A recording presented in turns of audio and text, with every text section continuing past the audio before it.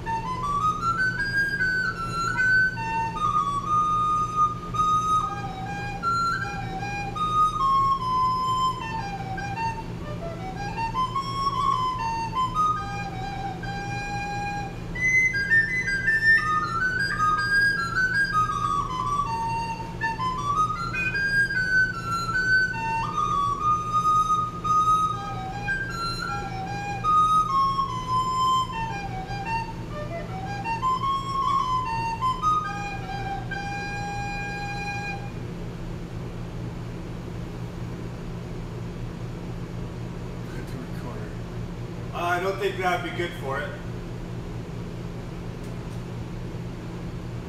That would be a really bad thing to do, I think.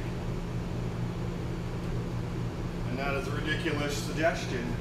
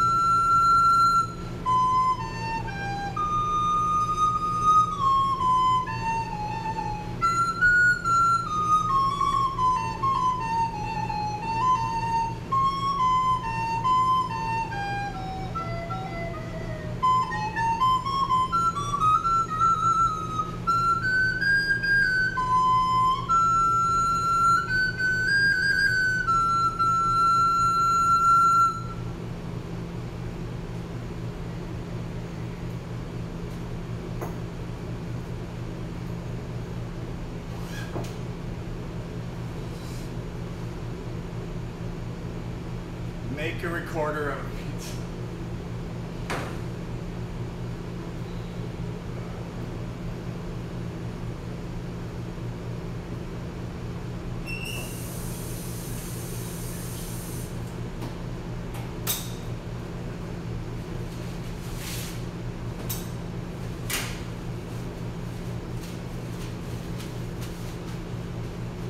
I think it might be easier to make a pizza into a recorder than the other way around. I could see a pizza being a recorder, but not a recorder being a pizza.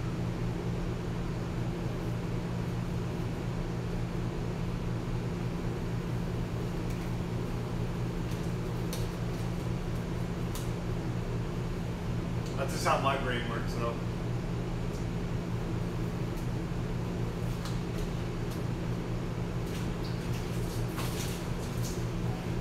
Hamlin Town's in Brunswick, my famous Hanover city. The river Weser, deep and wide, washes its wall on the southern side. A pleasanter spot you've never spied, where when begins my ditty, almost 500 years ago. To see the townsfolk suffer so from vermin was a pity. Rats, they fought the dogs and killed the cats, and bit the babies in the cradles, and ate the cheeses from the vats, and licked the soup from the cook's own ladles, split open the kegs of salted sprats, made nests and made Sunday hats, and even spoiled the women's chats by drowning out their speaking with shrieking and squeaking in 50 different sharps and flats. At last the people in the body to the town hall came flocking. "'Tis clear," cried they, "our mayor's a naughty, and as for our corporation, shocking, to think we buy gowns lined with ermine, for those who can't or won't determine what's best to rid us of our vermin.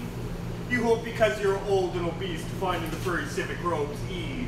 Rouse up, sirs, give your brains a racking, to find the remedy we are lacking, for sure as fate will send you packing." At this the mayor and corporation quaked with a mighty consternation. An hour they sat in council, at length the mayor broke silence. "For a gilder, I'd my ermine gown sell, I wish I were a mile hence. It's easy to bid one rack one's brain, I'm sure my forehead aches again. I scratch it so, but all in vain. Oh, for a trap, a trap, a trap. Just he said this what should hap, at the chamber door but a gentle tap. Bless us, cried the mayor, what's that? With the corporation as he sat, looking little to wonder his fat. Nor brighter were his eyes, nor moister, than a too long opened oyster, save when at noon his paunch grew muteness, for a plate of turtle greening mootness. Only a scraping of shoes on a mat, anything like the sound of a rat makes my heart go pit-a-pat. "Come in," cried the mayor, looking bigger, and in did come the strangest figure. His long queer coat from heel to head was half yellow and half red, and he himself was tall and thin, with sharp blue eyes, each like a pin, and light loose hair and swarthy skin, nor tuft of hair on cheek nor beard on chin, while lips or smile went out and in. There was no guessing his kith or kin, and nobody could enough admire this tall man in his quaint attire. Quoth one, "It's as my great-grandsire, starting up with the trump of doom's tone, had walked this way from his painted tombstone." He advanced towards the council table, and "Please, your honor," said he, "I am able, by means of secret charm to draw, all the creatures living beneath the sun, the crawl or swim or fly or run, after me so as you never saw. And I chiefly use my charm on creatures that to people harm, the mole and toad and newt and viper, and people call me the Pied Piper." And here they notice round his neck a scarf of red and yellow stripe, to match with his coat of self-same check, and that scarf's end hung a pipe, and his fingers they noticed were ever straying, as if impatient to be playing, upon this pipe, as low it dangled, over his vesture so old-fangled. "Yes," said he, "Pied Piper as I am, in Tartary I fred the cam, last June from his huge swarms of gnats. I eased in Asia the Nizam, of a monstrous brood of vampire bats. And as for what your brain bewilders, if I rid your town of rats, will you give me 1,000 guilders? 50,000 was the exclamation of an astonished mayor and corporation. Into the street the piper stepped, smiling first a little smile, as if he knew what magic slept in his quiet pipe the while. Like a musical adept blow his pipe, his lips he wrinkled, and green and blue his sharp eyes twinkled, like a candle flame where salt is sprinkled. And ere 3 shrill notes the pipe uttered, you heard as if an army muttered. The muttering grew to a grumbling, the grumbling grew to a mighty rumbling, and out of the houses came the rats stumbling. Great rats, small rats, lean rats, brawny rats, brown rats, black rats, gray rats, fine rats, brave old plotters, gay young friskers, fathers, mothers, uncles, cousins, cocking tails and pricking whiskers, families by tens and dozens, brothers, sisters, husbands, wives, all the Pied Piper for their lives. From street to street he piped advancing, and step for step they followed dancing, till they came to the river Weser, wherein all plunged and perished, save one stout as Julius Caesar, swam across and lived to carry, as he the manuscript he cherished, to Ratland home his commentary, which was, at first shrill notes of the pipe, I heard a sound as of scraping tripe, and putting apples wondrous ripe into the cider presses bright, and moving away of pickle top boards, and leaving a jar of conserve cupboards, and drawing the corks of train oil flasks, and breaking loops of butter casks, and it seemed as if a voice, sweeter far than by harp or by Solari's creed, called out, "Oh rats, rejoice! The world is growing to a vast rice-saltery. So munch on, crunch on, take your lunch on, breakfast, supper, dinner, lunch on, and just enough walkie sugar punch on, already staved like a great sun shone, gracious scarce an inch before me, just as me thought it said come for me, I found the Westland rolling over me." You should have heard the Hamlin people ring the bells till they rocked the steeple. "Go," cried the mayor, "get long poles, poke up the nets and block up the holes, consult with carpenters and builders, leaving our town not even a trace of the rats." When suddenly up the face of the piper perked in the marketplace, the first, if you please, my 1,000 guilders. 1,000 guilders, the mayor looked blue, so did the corporation too. For council dares made rare havoc with Clarion, Moselle, Vin de Grave, Hawk, and half the money would punish their seller's biggest butt of Rhenish, to pay this sum to a wondering fellow, for gypsy coat of red and yellow. Besides, quoth the mayor with a knowing wink, our business was done at the river's brink. We saw with their eyes of vermin sink, and what's dead can't come to life, I think. So, friend, we're not folks to shrink from our duty of giving you something to drink, and a matter of money to put in your poke. But as for the guilders, what we spoke of them, as you well know, was a joke. Besides, our losses have made us thrifty. 1,000 guilders, come take 50. The piper's face fell and he cried, "No trifling, I can't wait beside. I promise a visit by dinner time, Baghdad, and accept the prime of the head cook's pottage. All he's rich in, for having left in the Caliph's kitchen, of a nest of scorpions no survivor. With him I proved no bargain driver, with you don't think I'll bait a stiver. And folks who put me in a passion, may find me pipe after another fashion." "How," cried the mayor, "do you think I brook, being worse treated than a cook, insulted by a rival, with the idle pipe and vest your piebald? Threaten us, fellow, do your worst, blow your pipe there till you burst." Once more he stepped into the street, and to his lips again laid his long pipe a smooth straight cane, and ere he blew 3 notes, such sweet soft notes as it musicians cunning never gave the enraptured air. There was a rustling, it seemed like a bustling, a merry crowd justling, and preaching and hustling. Small feet were pattering, wooden sticks clattering, little hands clapping, little tongues chattering, like foals in a farm where barley is scattering. Out came the children running, all the little boys and girls, with rosy cheeks and flaxen curls, and sparkling eyes and teeth like pearls, tripping and skipping ran merrily after the wonderful music with shouting and laughter.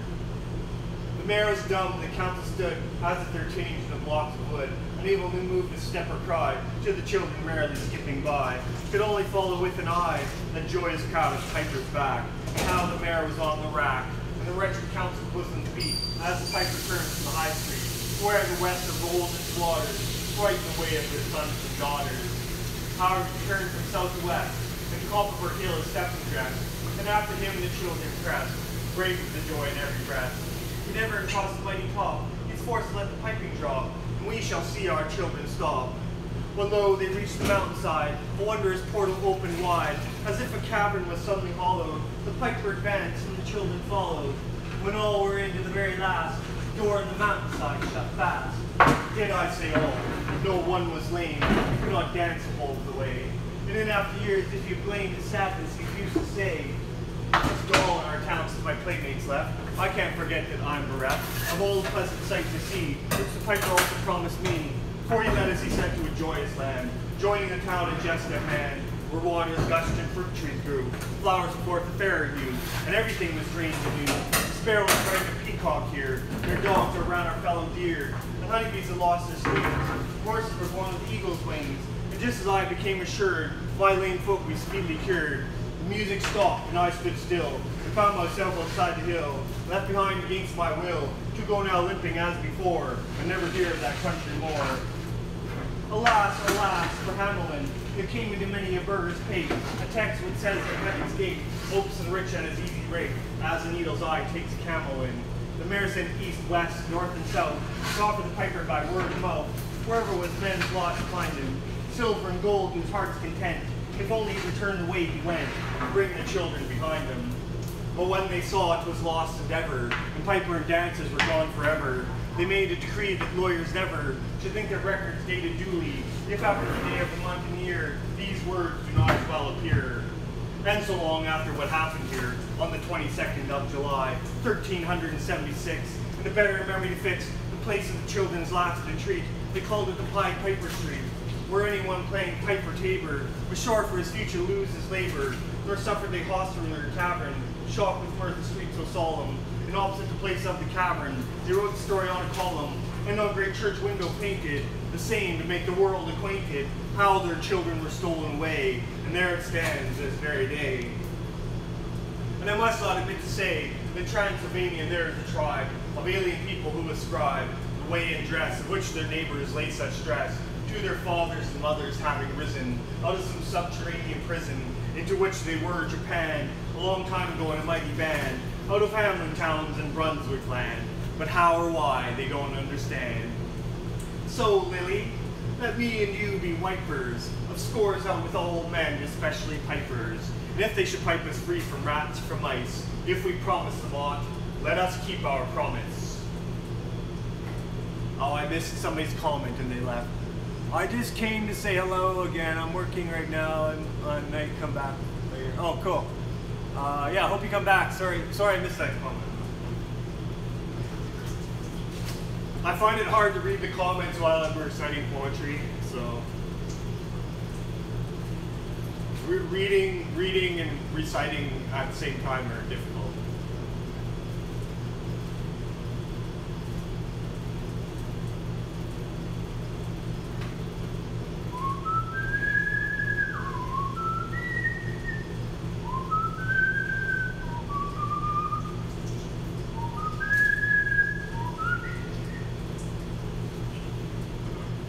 I need to get more bagels from the freezer. Maybe I can do that right now, actually. Let me do that right now. I'll be back in a minute. Oh, excuse me.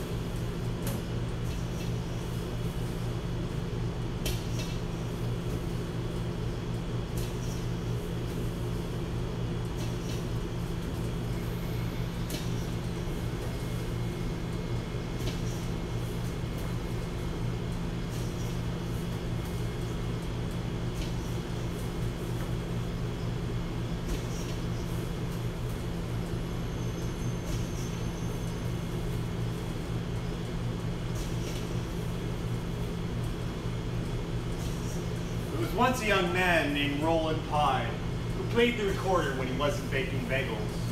One day he was walking through a park and playing his recorder to rest a while from all his baking when suddenly he spied a corpse lying on the ground beneath a swarm of flies. He put down his recorder, walked over to the corpse, shooed the flies away, and covered the dead man with stones. Returning to his oven later that day, he found that his oven blade had gone on by itself and already baked half the bagels he needed. From that day on, Roland Pye was the happiest baker alive. He'd bake until he was tired, then he'd pull his recorder out of his pocket while his oven blade went on by itself. Well, Roland Pye lived in a town whose mayor did not admire his skill and was jealous of his fame. So the mayor devised a plan to rid the town of Roland. In the beginning, he said that Roland was a good worker, but lazy. Next, he said that Roland baked a whole lot, but badly. Then he accused Roland of being a sorcerer, and the people turned on him. Therefore, Roland Pye took his recorder and left his home behind. When Roland Pye came to a neighboring town, he went to all the business owners, but none of them would give him any work. Finally, he met an old busker and asked him for work to keep his body and mind together. "Come along with me," said the old man. "We will share alms." So Roland Pye, the old man, started going around and singing, "Baker, why do you bear those silent things? Baker, how did you forget to stand where your feet are? Baker, no woman loves you well, although it is golden and good for her hell. Baker, you are too dirty for a lover to wish to preen. Your limbs are the knots and cords of an old-fashioned machine. Baker, line the rings and bash the boards. You don't need their applause for a thing that is yours. You are a baker and are what you are, not by a miracle, but by the work of your arms. Baker, be who you are." Everybody gave alms to the old man, but to Roland they said, "What does a young man like you out begging? Why don't you work for a living?" "Nobody will hire me," replied Roland Pye. "That's what you say. There is a king with so many hungry soldiers that he'll take his wages to anyone willing to feed them." So Roland Pye went to the king's kitchen and took the old man whose alms he'd been sharing. The oven had never been used by anyone. Roland mixed the dough, then he rolled it into rings. Then he boiled them, dressed them with seeds, baked them until they're golden brown.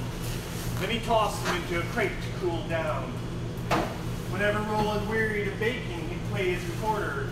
And once he was weary of playing his recorder, he would sing, "Baker, why do you bear those silent things? Baker, how did you forget to stand where your feet are? Baker, no woman loves you well, although it's golden good for hell. Baker, you are too dirty for a lover to wish to free. Your limbs are the knots and cords of an old-fashioned machine. Baker, line the rings and bash the boards. You don't need their applause for a thing that is yours. You are a baker and are what you are, not by a miracle, but by the work of your arms. Baker, be who you are." Hearing the singing, a princess looked out the window. She saw Roland Pye and fell in love with him. But she was a princess, and he a baker. The king would never consent to their marriage. So they decided to run away together. They fled at night in a boat. When they were already on the high seas, Roland remembered the busker. He said to his beloved, "We must fetch the old man. Since he shared his alms with me, we can't go off and leave him like that." At that very moment, the old man came up behind the boat, walking on the water as though it had been dry land. Reaching the boat, he said, "We agreed to divide everything we had, and I shared everything I owned. Now you have the king's daughter, and must give half of her to me." At this, he gave Roland Pye the knife to cut his bride in two. Roland Pye took the knife with a trembling hand. "You are right," he said. "You are perfectly right." He was on the point of cutting his bride in two, when suddenly the old man stopped him. "Stop! I knew you were a just man. I am the dead man, mind you, whom you covered with stones. Go now, and may the two of you always be happy." At this, the old man walked away on the waves. The boat came to an island rich in all good things, the princely palace awaiting the newlyweds.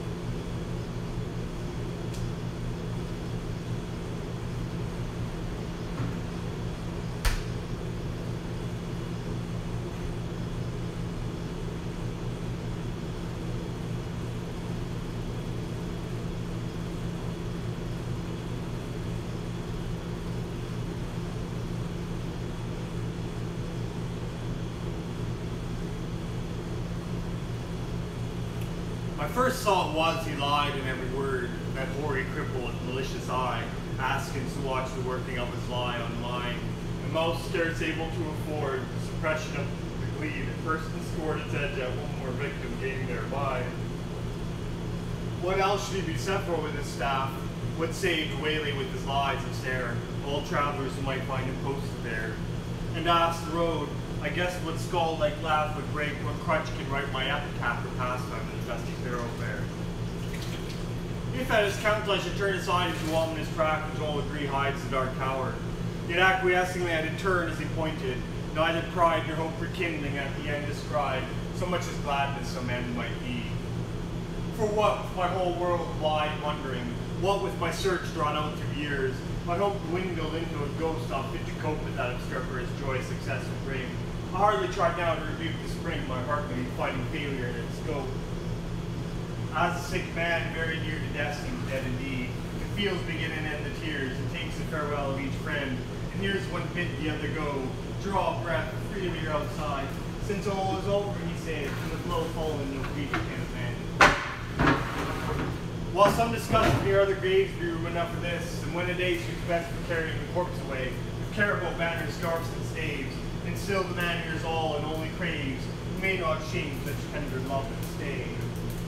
Thus I had for so long suffered in this quest, heard failure prophesied so oft being writ, so many times among the band of wit, knights who to our tower search address their steps, that just to fail as they seem best, and all doubtless now should I be fit.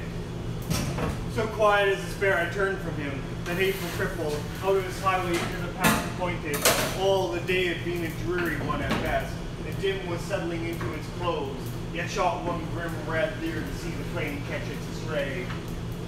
For mark, no sooner was I fairly found, pledged the plain after pace or two, depositing her back in the last view, over the safe road was gone, grey plain all round, nothing but plain to the horizon's bound. I must go on, naught else remained to do. So on I went. I think I never saw such starved ignoble nature. Nothing drove, for flowers would not expect to see her grow, but chortle and spurge according to your little law, might propagate their kind with none to awe, think a bird as being a treasure trove. No Penry and Newton sing your base in some strange sort were the land's portion. See or close your eyes, said nature peevishly. If nothing skills, I can't help my case. 'Tis last judgment's fire must cure this place.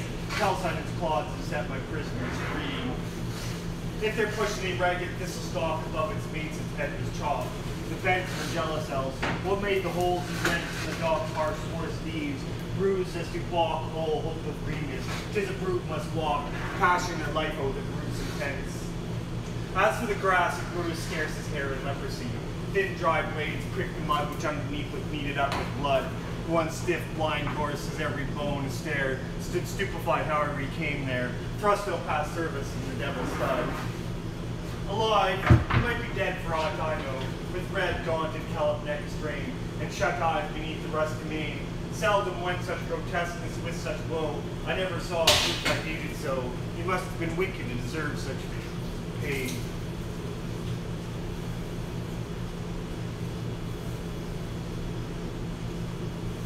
Alive, he might be dead for aught I know, with red, gaunted, callous neck strained, and shut eyes beneath the rusty mane. Seldom went such grotesqueness with such woe. I never saw a brute I hated so. He must have been wicked to deserve such pain.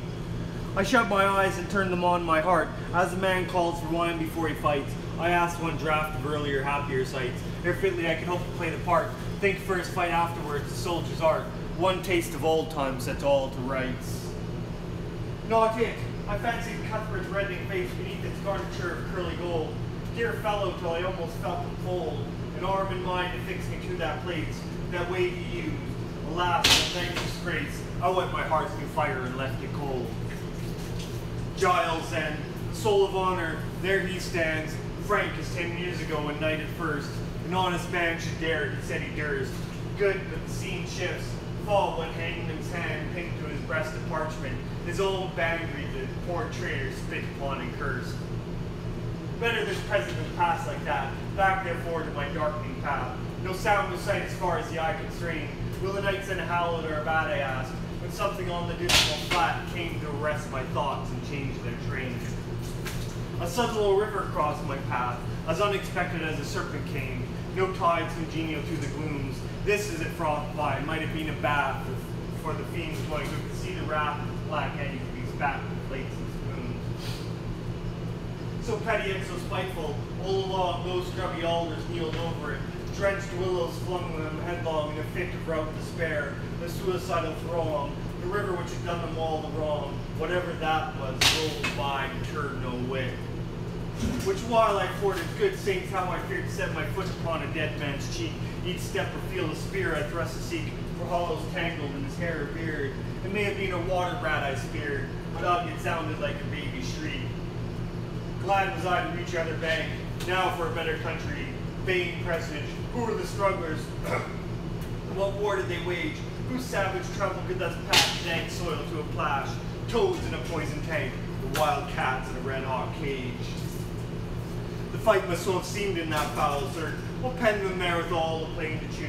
No footsteps leading to that horrid muse. None out of it. Mad Druids set to work their brains, no doubt, like galley slaves who turned pits for its pastime, Christians against Jews. And more than that, a furlong on, why there, what bad use was that engine for? That wheel, or brake not wheel, that harrow fit to reel men's bodies out like silk. With all the air of prophet's tool, on earth left unaware, brought to sharpen its rusty teeth of steel. Then came some stub ground, once a wood, next a marsh it would seem, now mere earth. Desperate and done with so the fool finds mirth, makes a thing and mars it, till his mood changes and off he goes, within a rude bog, clay and marsh, sand and stark black dirt. Now blotches rankling colored gay and grim, now patches where some leanness of the soil is broken to moss or substances like boils. Then came a palsied oak, a cleft in him, a distorted mouth that splits its rim, gaping at death and dies while it recoils. As far as ever from the end, not in the distance but the evening knot, point my footsteps further at the thought, great black bird, Apollyon's bosom's friend, sailed past to read his wide wings dragon-penned, that brushed my cap, perchance the guide I sought. For looking up where I somehow grew, the plain had given place all round to mountains with such names to grace mere heights and heaps now stolen in view. How thus they surprisingly solve at you, how yet from there was no clearer case. Yet half I seem to recognize some trick of mischief had happened to me, God knows when, in a bad dream perhaps. Here ended then progress this way, when in the very nick of giving up one more time came a click as when the trap shuts you're in the den. Burningly it came upon me all at once. This was the place. Those two hills crouched like two bulls locked horn in fight, while to the left a tall scalp mountain, dunce daughter to dozing at the very nunce after a lifetime of training for the sight. What in the midst lay but the tower itself, the round squat turret, blind as a fool's heart, built of brown stone without a counterpart in the whole world. The tempest mocking elf points the shipman thus the unseen shelf. He strikes on only when timbers start. Not see, because of night perhaps, why day came back for that. Behind it left the dying sunset, kindled through a cleft. The hills like two giants in hunting lay, chin upon hand to see the game at bay. No stab and end the creature to the heft. Not here, when noise was everywhere, it told, increasing like a bell, names in my ears, lost adventurers my tears. How such was strong, and such was bold, and such was fortunate, yet each of old, lost one moment held of old years. There they stood, ranged along the hillside bent, view the last of me, a living frame, for one more picture in a sheet of flame. I saw them and knew them all, and yet, dauntless a slug onto my lips I set and blew, child roll into a dark tower cave.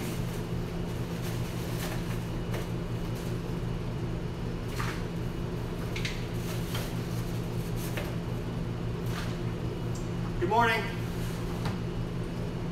I just finished reciting Child Roll into a Dark Tower Cave by Robert B. Browning.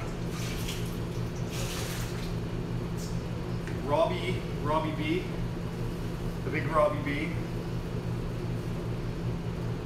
I guess there's two Robbie B's though. There's Robert Burns.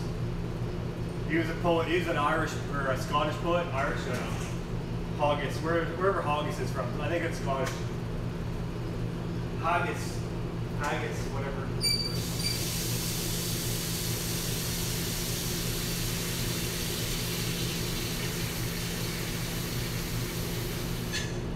Haggis, whatever that is, like pig snout and ass stuffed into his pagan intestines or something like that. I don't know what the fuck it is. Haggis. I hope I never have the chance to try it. Sounds disgusting.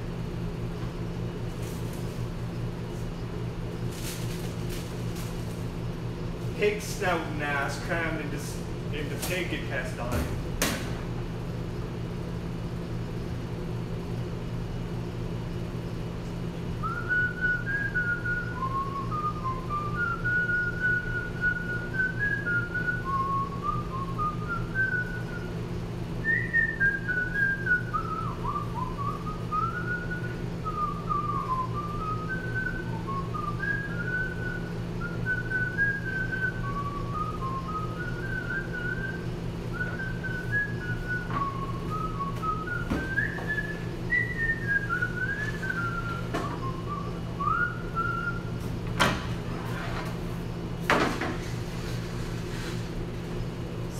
Bagel. How's this bagel looking? Tell me how this bagel's looking. Oh.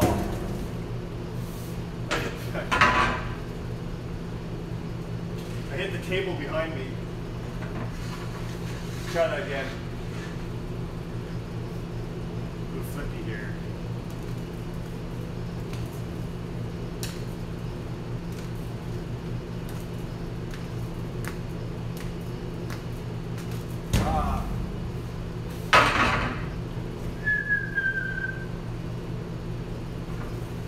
It's not quite done yet. Gotta give it a few more.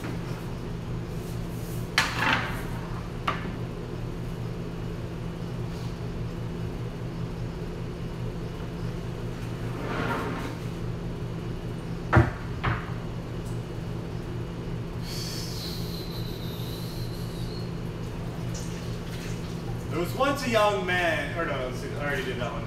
There was once a rich man who had just one son.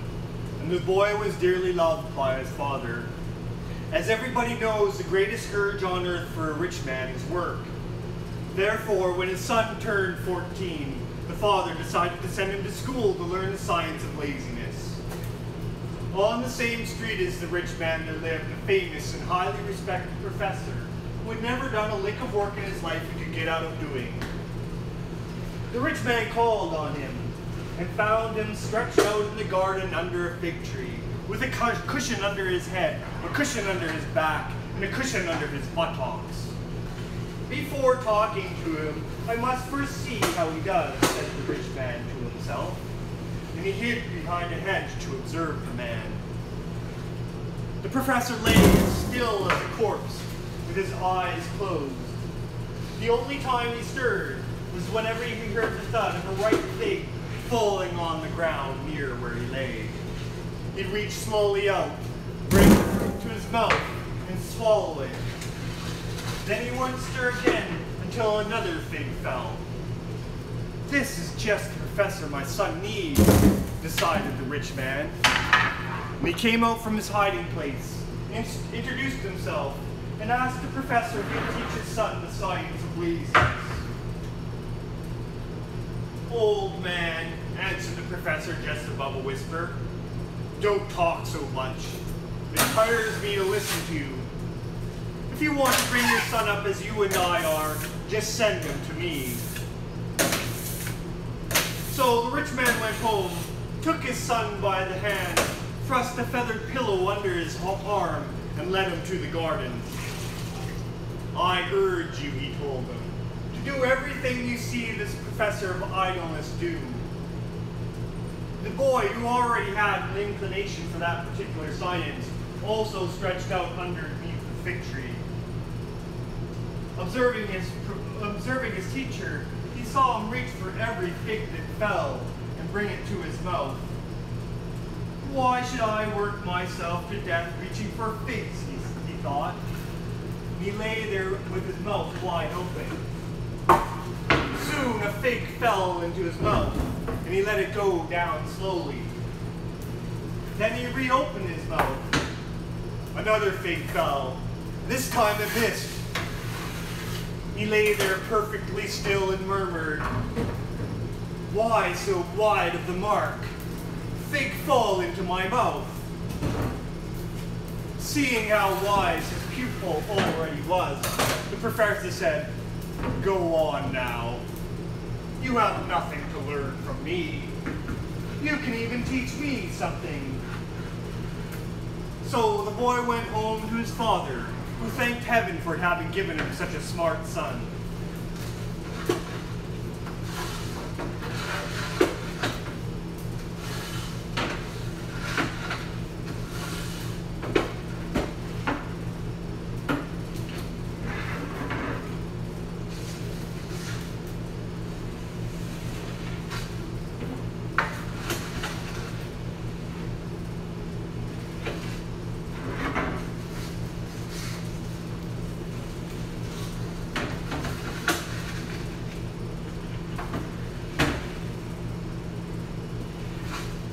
I'll read your comment in a minute here. I can't see the screen from where I'm standing, so I have to get closer.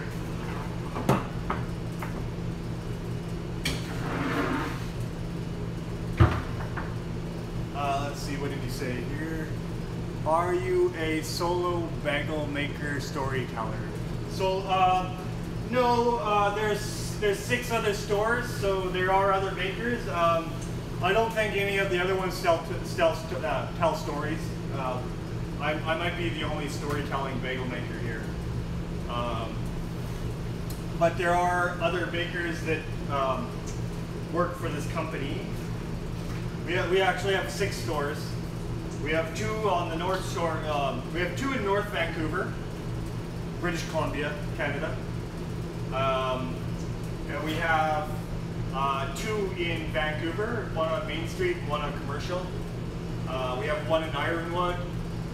We have 1, and then we have 1 in Surrey as well. Ironwood is, it's in Richmond. And we have the other one is in Surrey. So there are other bagel makers in here in Vancouver.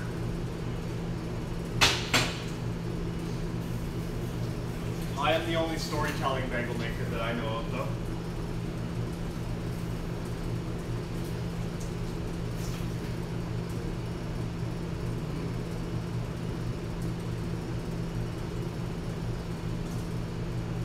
I currently only know 2 stories and 2 poems. I'm working on a third poem and a 3rd story. Eventually I'll be able to recite them, but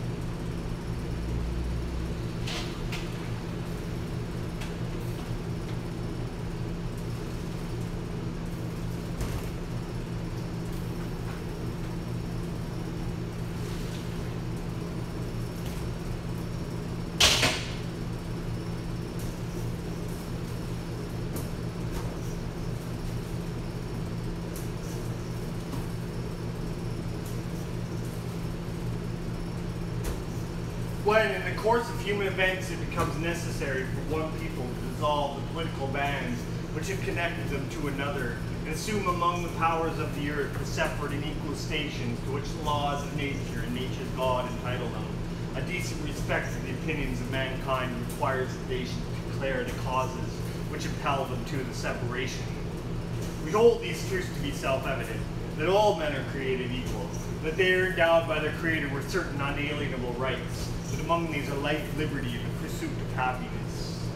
To secure these rights, governments instituted among men, deriving their just power from the consent of the governed, and whenever any form of government becomes destructive to these ends, it is the right of the people to alter or abolish it and institute new government, laying its foundations on such principles and organizing its powers in such form as to them shall seem most likely to affect their safety and happiness.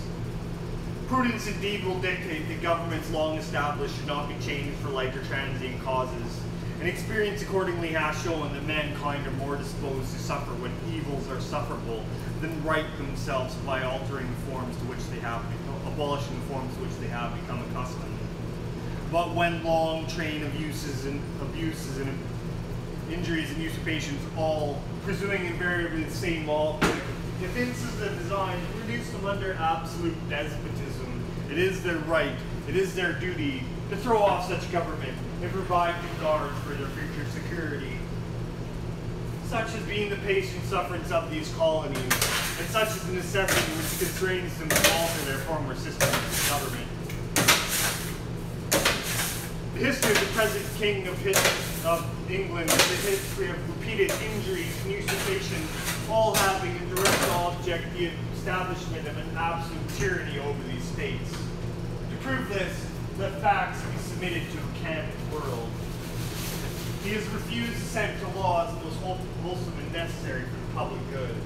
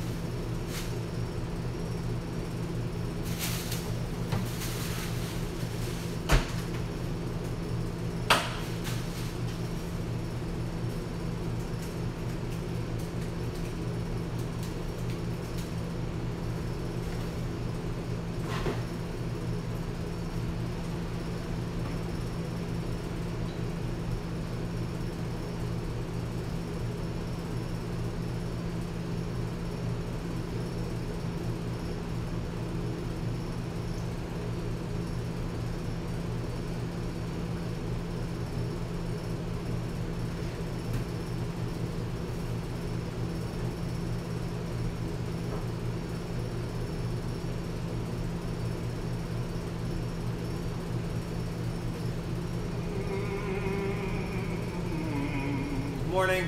Welcome. Welcome to the stream.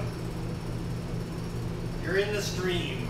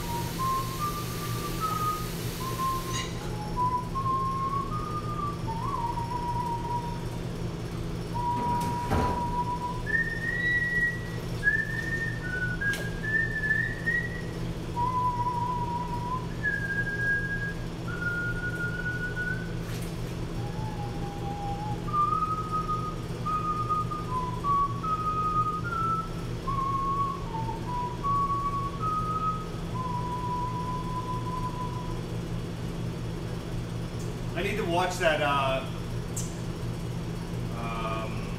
think that Somewhere Over the Rainbow was written for Wizard of Oz. I think it's part of the music for Wizard of Oz, I think. Oh my God! Look at there's a guy walking his dog out there, and this dog must be like ancient. Oh, the poor dude, poor dog. He's so elderly. That is one geriatric dog. Oh.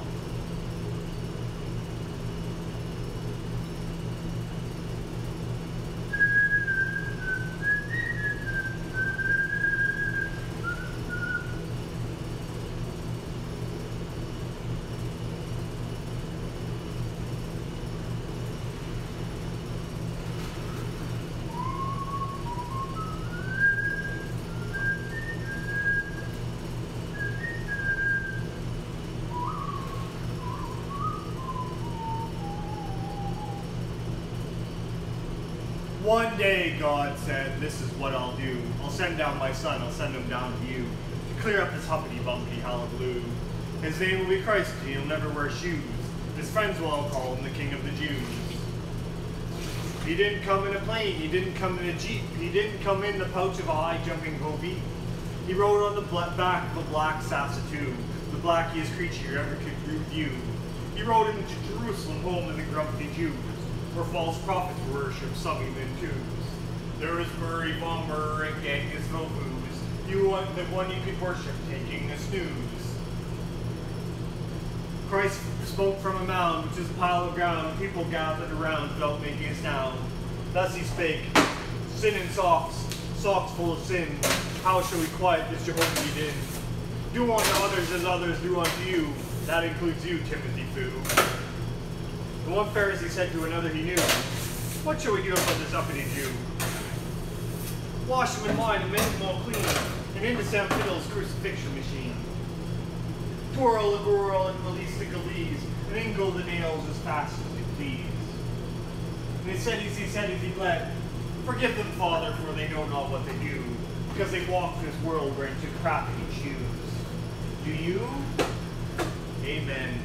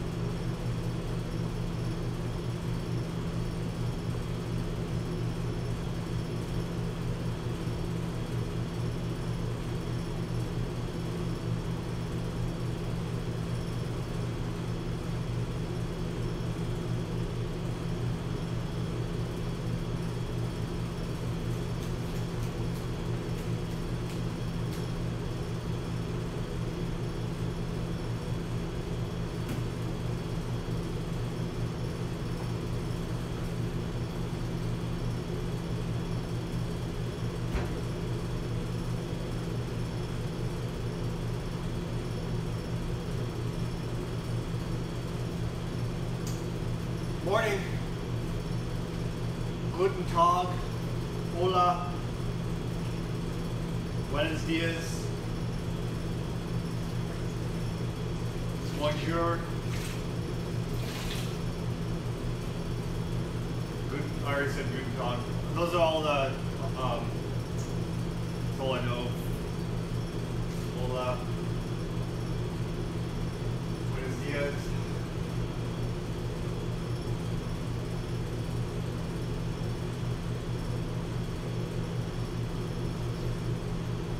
Browning bagels, browning bagels.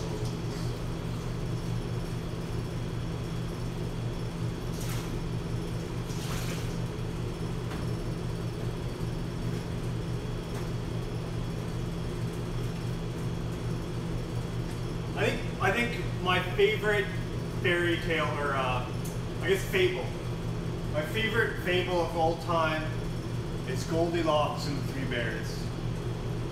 I think that story is a parable for cosmic truth of the golden mean.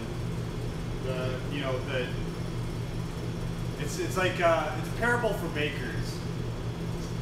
Bakers need to know the parable of the Three Bears, the Goldilocks and Three Bears.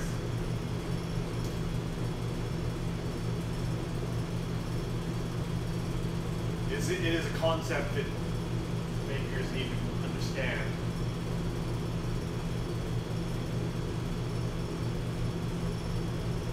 The story illustrates a concept that bakers need to understand clearly, conceptually, practically.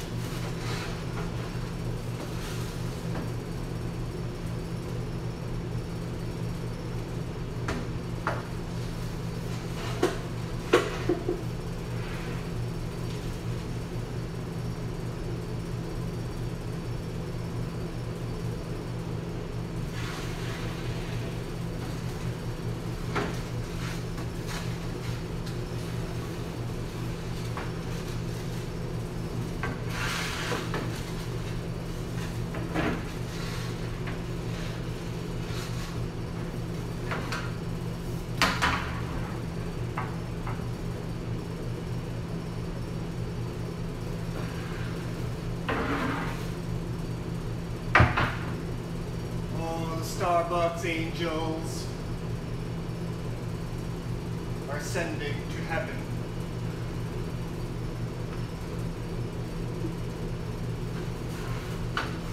So they can spread their glory, their sacred sacraments, holy Catholic.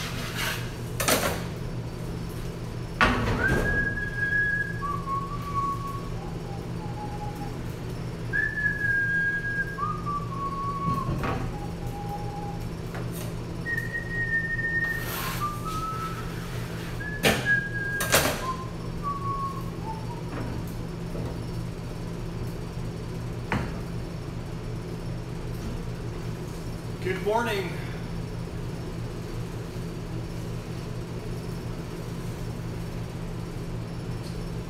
The sun is just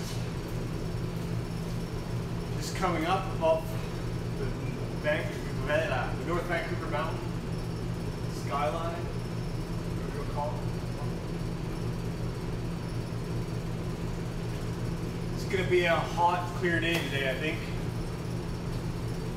Bit of a breeze out there. The skies look clear, no clouds in the sky at all. that's our weather report for today.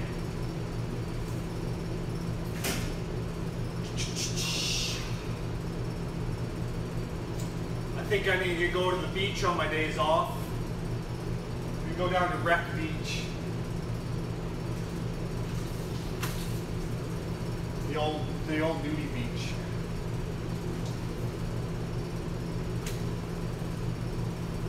Get naked.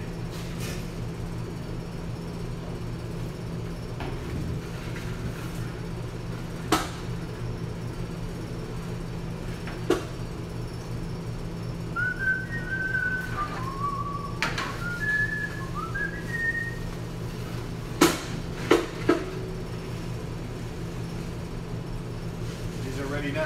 Oh no, it's not ready.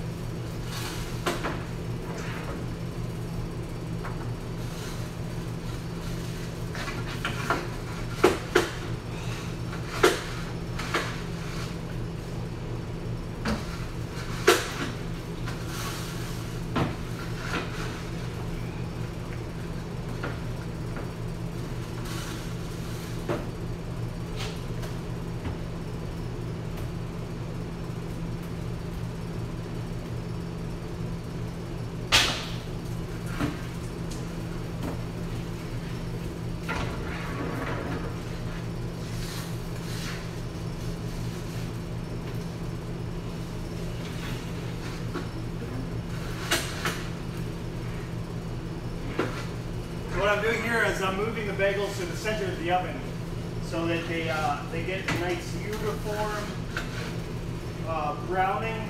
So that you want to be in the center of, like sort of the center middle of the oven is where the ideal, is where the Goldilocks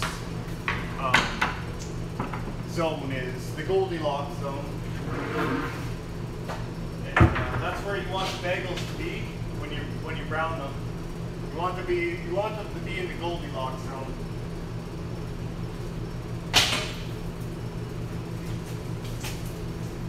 You want to bake them till they're golden brown, till they're Goldilocks.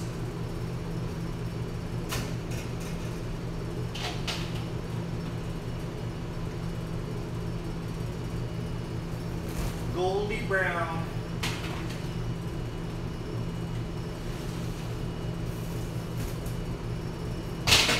Goldy brown. See, here I'm going to dress my seeds in poppy, or dress my bagels in poppy seeds, sorry. And I'm placing them on my mahogany boards.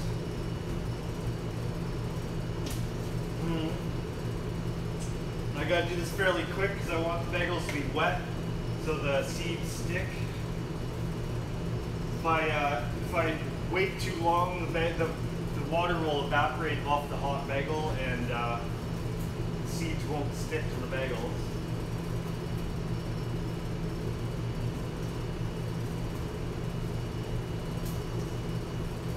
And once I have all the bagels on the board, I'm going to reshape them, just making sure that they're relatively round and uniform, and all the joints have been rejoined or fixed.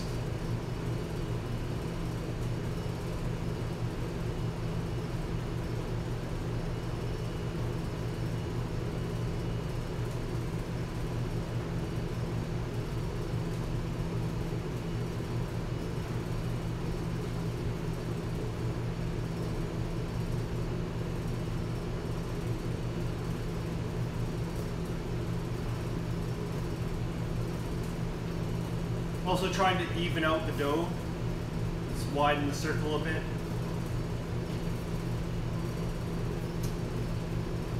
Widen the hole.